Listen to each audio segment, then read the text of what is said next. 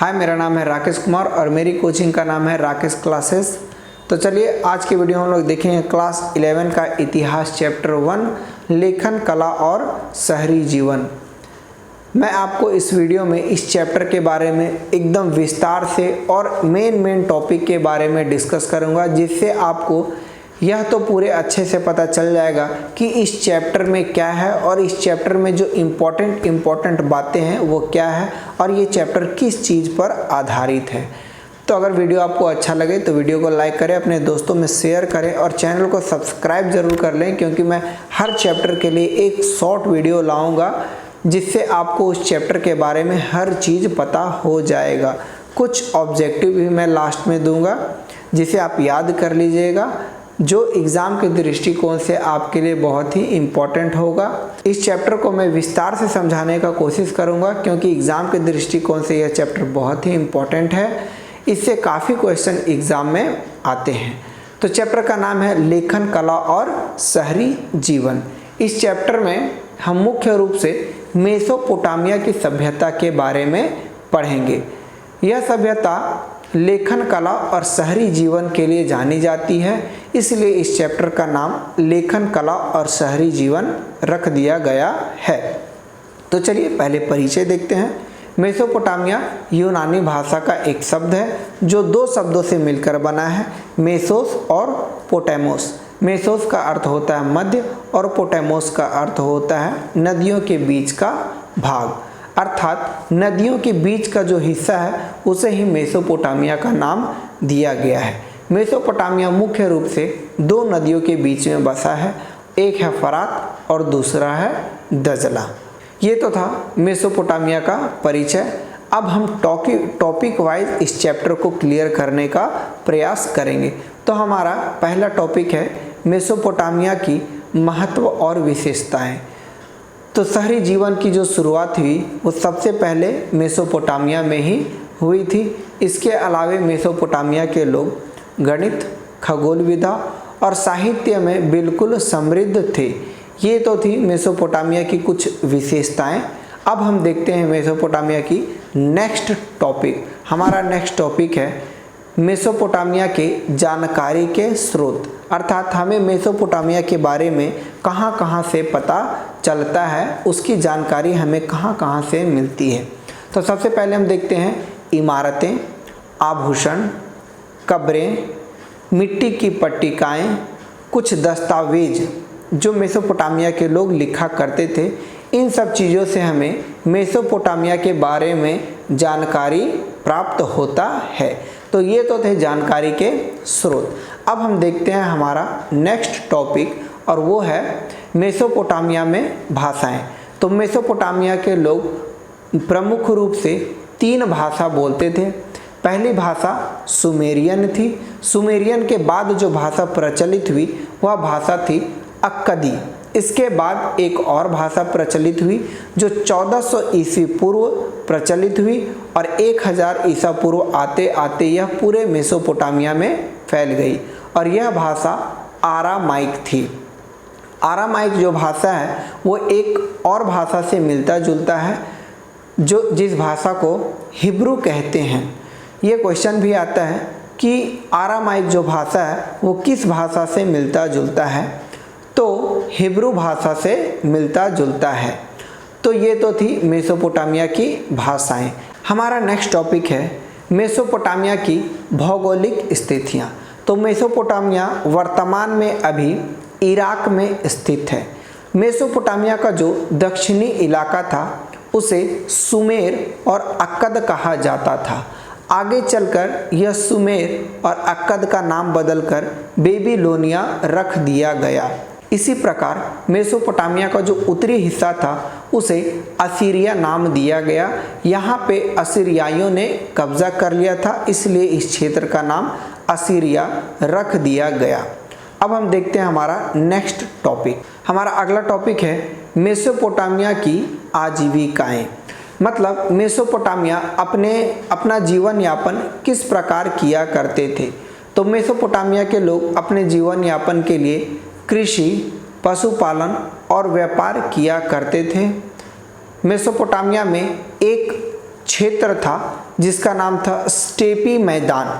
यहाँ पे एक प्रमुख रूप का घास उगता था, जिससे इस क्षेत्र का नाम स्टेपी घास का मैदान रख दिया गया। इस क्षेत्र के लोग प्रमुख रूप से पशुपालन करते थे, क्योंकि उन्हें अपने पशु के लिए चारा मिल जाता था, तो इसलिए वे पशुपालन किया करते थे। इसके अलावे मेसोपोटामिया के लोग कृषि भी करते थे और अपने आस पड़ोस के देशों के साथ व्यापार भी किया करते थे। तो ये तो हमारा आजीविका टॉपिक था। हमारा अगला टॉपिक है मेसोपोटामिया की कलाकृतियाँ और उपकरण। तो उपकरण अगर हम देखते हैं तो मेसोपोटामिया के लोग जो है अपना औजार तांबे धातु से बनाते थे, लेकिन यह उतना टिकाऊ नहीं होता था, बहुत जल्दी ही ये घिस जाता था और ख़त्म हो जाता था। तो मेसोपोटामिया के लोगों ने तांबे में 3 धातु मिलाकर एक नए धातु का निर्माण किया, वह था कांसा, और फिर वे अपने औजार और उपकरण जो है वो इसी कांसे से बनाने लगे, जो काफ़ी टिकाऊ होता था। इसके अलावे अगर हम कला की बात करें तो मेसोपोटामिया में एक नगर था उरुक, वहाँ से एक महिला का संगमरमर का शीर्ष मिला है, जिसे वारका शीर्ष का नाम दिया गया। यह एक कला का भी प्रतीक माना जाता है, क्योंकि इसमें कला का रूप दिखाई देता है। तो इस प्रकार मेसोपोटामिया के लोग कला में भी माहिर थे। ये हमारा टॉपिक होता है ख़त्म। अब हम देखते हैं नेक्स्ट टॉपिक। हमारा अगला टॉपिक है मेसोपोटामिया में सामाजिक और आर्थिक विशेषताएं। मेसोपोटामिया की प्रमुख विशेषता श्रम विभाजन थी, अर्थात मेसोपोटामिया में अलग अलग कार्य के लिए अलग अलग लोग होते थे। एक व्यक्ति हर कार्य को नहीं करते थे, हर काम के लिए अलग व्यक्ति हुआ करते थे, जिससे काम में बहुत तेज़ी आता था। इसी प्रकार अगर देखा जाए तो मेसोपोटामिया में खाद्य संसाधन बहुत ही अच्छा था, मतलब खाने पीने की जो वस्तु थी वो उचित मात्रा में उपलब्ध थी, क्योंकि लोग किसानी खेती किया करते थे, पशुपालन करते थे, तो खाद्य पदार्थ की कोई कमी नहीं थी। लेकिन मेसोपोटामिया में खनिज की बहुत कमी थी, और मेसोपोटामिया के लोग जो औजार बनाते थे, अलग अलग प्रकार के उपकरण बनाते थे, उसमें वे बहुत ही अधिक खनिज का उपयोग करते थे, लेकिन यहाँ खनिज की बहुत कमी थी। तो ये खनिज अपने आस पड़ोस के देशों से, जैसे तुर्की, ईरान और कुछ खाड़ी देशों से उसे मंगाते थे, और उसका उपयोग उपकरण, औजार, आभूषण बनाने में करते थे। ये टॉपिक होता है ख़त्म। अब हम देखते हैं अगला टॉपिक। हमारा अगला टॉपिक है मेसोपोटामिया में परिवहन और व्यापार। तो मेसोपोटामिया के लोग व्यापार के लिए सबसे अधिक जल मार्ग का उपयोग करते थे, जिसमें एक प्रमुख नदी थी फरात नदी। तो व्यापार के लिए सबसे अधिक फरात नदी का ही उपयोग किया करते थे। वे वस्तु को एक देश से दूसरे देश ले जाने के लिए और दूसरे देश से वस्तु को लाने के लिए सबसे अधिक जल मार्ग का उपयोग करते थे। हमारा नेक्स्ट टॉपिक है मेसोपोटामिया में लेखन कला। तो मेसोपोटामिया में लेखन कला की सबसे पहले शुरुआत 3200 ईसा पूर्व में हुई। लोग पहले मुंह से ऐसे ही ध्वनि बोलते थे, आगे चलकर उस ध्वनि को एक चिन्ह में बदल दिया गया, जिससे धीरे धीरे लेखन कला का इजाद होता चला गया।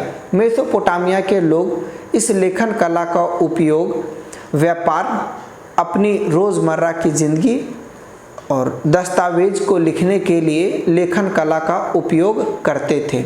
लेकिन यह कार्य इतना आसान नहीं होता था, क्योंकि हर ध्वनि के लिए अलग अलग चिन्ह हुआ करते थे, जिसे याद रखना इतना आसान नहीं था। इसके लिए कुछ विशेष प्रशिक्षित लोग थे, जो जिन्हें चिन्हों के बारे में अच्छा खासा नॉलेज होता था, ज्ञान होता था, वो सटीक ढंग से लिख पाते थे। तो इस प्रकार मेसोपोटामिया में लेखन कला का इजाद हुआ। अब इसी में एक और शब्द आता है कीलाकार। इसे हम समझने का प्रयास करेंगे। कीलाकार क्यूनिफॉर्म शब्द से बना है। क्यूनिफॉर्म दो शब्दों से बना है, एक क्यूनियस और एक फॉर्मा। क्यूनियस का अर्थ होता है कील और फॉर्मा का अर्थ होता है आकार, मतलब कील के आकार का शब्द या कील के आकार का चिन्ह। ठीक है, चूंकि यह कील से लिखा जाता था, कील के आकार का लिखा जाता था, इसलिए इसे कीलाकार लिपि भी कहा जाता है। इस भाषा को या इस लेखन को कीलाकार लिपि कहा जाता है। इस प्रकार मेसोपोटामिया में लेखन कला हुआ करती थी। अब हम देखते हैं हमारा नेक्स्ट टॉपिक। हमारा अगला टॉपिक है मेसोपोटामिया में कृषि और जलवायु। तो मेसोपोटामिया के लोग प्रमुख रूप से गेहूं, जौ, मसूर और मटर की खेती किया करते थे। मेसोपोटामिया में दो प्रमुख नदी थी, फरात और दजला। मेसोपोटामिया में एक इलाका था, दक्षिणी इलाका, जहाँ पे रेगिस्तान टाइप का इलाका हुआ करता था, जहाँ पे बालू ही बालू था।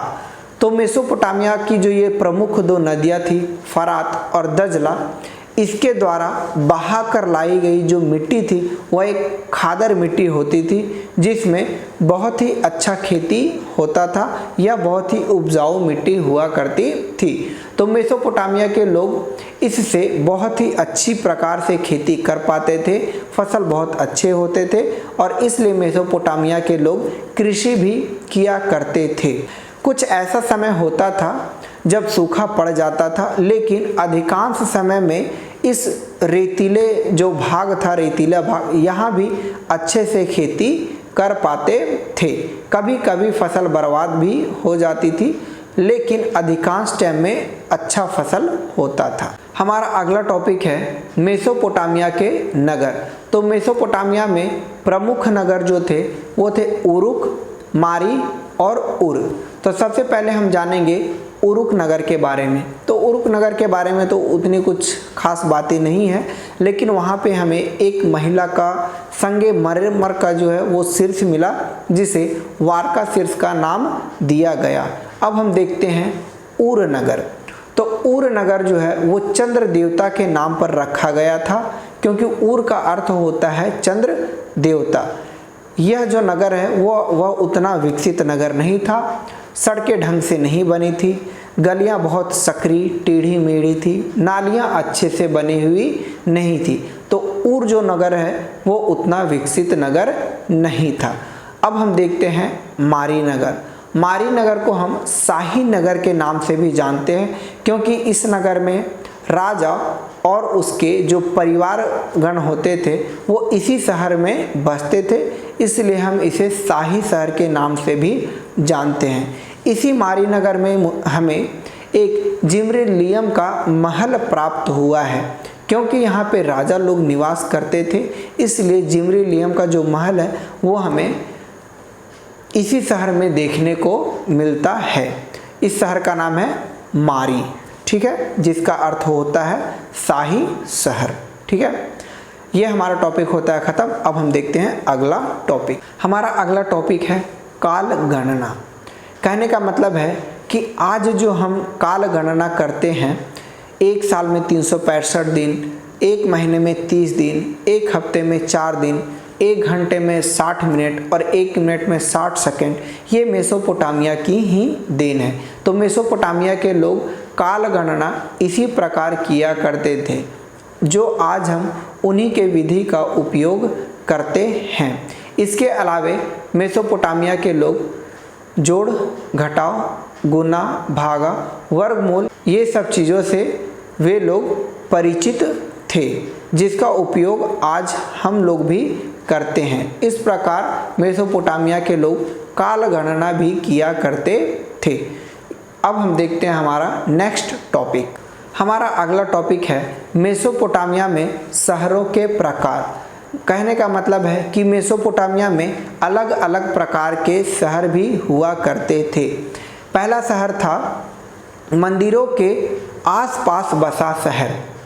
एक मंदिर होता था जिसके आसपास लोग धीरे धीरे बसना शुरू कर देते थे और वहाँ पे एक शहर का निर्माण हो जाता था। इस प्रकार के शहर को मंदिरों के आसपास बसा हुआ शहर कहते थे। इसके अलावे व्यापारी केंद्र, मतलब कुछ ऐसे भी शहर थे जो व्यापारिक केंद्र थे, मतलब वहाँ पे व्यापारिक गतिविधियाँ बहुत अधिक हुआ करती थी। लोग वहाँ पे व्यापार करते थे और फिर धीरे धीरे वहाँ पे बसना शुरू कर देते थे, जिससे वहाँ पे एक व्यापारिक केंद्र का निर्माण हो जाता था। इस प्रकार वहाँ पे शहर बसते थे। अगला है शाही शहर, मतलब जहाँ पे राजा निवास करते थे, उसके परिवार वाले लोग निवास करते थे, वहाँ पे धीरे धीरे लोग बसना शुरू कर देते थे और ऐसे शहर को शाही शहर भी कहा जाता था। तो इस प्रकार हम लोग देखते हैं मेसोपोटामिया में शहरों के प्रकार। अब हम देखते हैं हमारा अगला टॉपिक। हमारा अगला टॉपिक है शहरीकरण और नगरों की बसावट। तो मेसोपोटामिया में जो लोग थे वो कुछ लोग शहर में भी निवास करते थे, कुछ लोग गांव में भी निवास करते थे। तो शहर के लोग जो हैं वो ज़्यादा व्यापार किया करते थे, अलग अलग प्रकार के उपकरण औजार बनाते थे, लेकिन गांव के जो लोग हैं वो प्रमुख रूप से पशुपालन और खेती करते थे। तो जो वस्तु शहर के निवासी के पास नहीं होते थे, जैसे किसान लोग शहर के लोगों को खाने के लिए खाद्य पदार्थ देते थे और शहर के लोग गांव के लोगों को नए नए उपकरण देते थे और ये किसान लोग जो हैं वो इस उपकरण का उपयोग अपने खेती के लिए करते थे। इस प्रकार शहर के लोग गांव पर और गांव के लोग शहर पर निर्भर होते थे। ये दोनों एक दूसरे पर निर्भर होते थे। अब हम देखते हैं हमारा अगला टॉपिक। हमारा अगला टॉपिक है मेसोपोटामिया में पूजा पाठ। तो मेसोपोटामिया में मंदिर के लिए एक अलग स्थान हुआ करती थी। मंदिर और घर लगभग एक ही जैसे हुआ करते थे, लेकिन मंदिर के बाहरी दीवारों पर कुछ लिखा जाता था जिससे पता चलता था कि यह मंदिर है और यह कोई घर है। इसके बाद आगे चलकर मंदिर के दीवारों को थोड़ा सा बदल दिया गया और बाहरी दीवार को, मंदिर के बाहरी दीवार को एक राउंड शेप दे दिया गया। क्या? एक राउंड शेप, जिससे पता चलने लगा कि यह मंदिर है और यह घर है। इसके अलावे मंदिर में देवी और देवता ये दोनों का स्थान अलग हुआ करता था, मतलब देवी अलग होते थे और देवता अलग होते थे। मंदिर के आगे एक बड़ा आंगन या प्रांगण हुआ करता था। मेसोपोटामिया के लोग पूजा करने के लिए दही, मछली और अन्न लाते थे। इस प्रकार वे अपने देवी देवता की पूजा करते थे। वे लोग जिस देवी की पूजा करते थे उसका नाम इन्नाना था और इन्नाना देवी जो है वो प्रेम और युद्ध का प्रतीक मानी जाती है। किसका? प्रेम और युद्ध का प्रतीक मानी जाती है। यह क्वेश्चन भी आता है कि इन्नाना जो देवी है वो किसका प्रतीक है, तो वह प्रेम और युद्ध का प्रतीक है। इसके अलावे जिस देवता की पूजा करते थे वह थे उर देवता। उर का अर्थ होता है चंद्र देवता। तो मेसोपोटामिया के लोग चंद्र देवता की पूजा किया करते थे। इस प्रकार हमारा चैप्टर होता है ख़त्म। हमने इस वीडियो में इस चैप्टर का मेन टॉपिक को समझा है और जाना है। आशा करता हूँ कि इस वीडियो से आपको बहुत ही ज़्यादा जानकारी प्राप्त हुआ होगा और यह वीडियो आपके लिए बहुत ही हेल्पफुल हो सकता है। वीडियो को पूरा देखें और वीडियो अगर अच्छा लगे तो अपने दोस्तों में शेयर करें, वीडियो को लाइक करें और चैनल को सब्सक्राइब जरूर करें, क्योंकि मैं हर चैप्टर के लिए एक शॉर्ट वीडियो लाऊंगा जिसमें मैं आपको बहुत ही अच्छे से उस चैप्टर के बारे में बताऊंगा और आप उस चैप्टर को समझने में अच्छे से सक्षम होंगे। तो चलिए मिलते हैं नेक्स्ट वीडियो में नेक्स्ट चैप्टर के साथ। तब तक के लिए जय हिंद।